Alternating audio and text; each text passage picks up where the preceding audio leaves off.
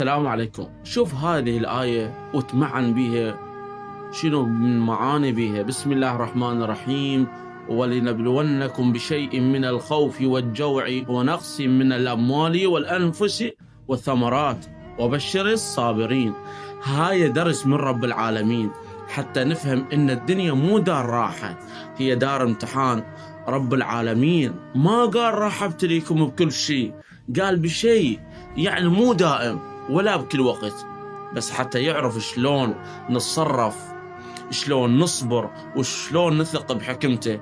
مرات يختبرك بخوف، بمرض، بضيق رزق، بفقد، بس مو لأنه يكرهك، لا، لأنه يريد يطهرك ويقربك منه أكثر.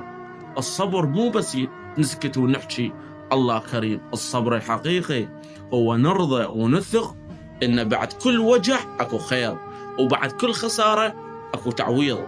والله ما وعد الصابرين عبث، وعدهم بالبشرة، مو بعدين بس، حتى بهالدنيا قبل الآخرة.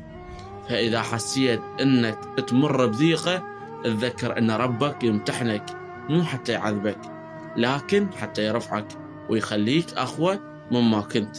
وسلامتك.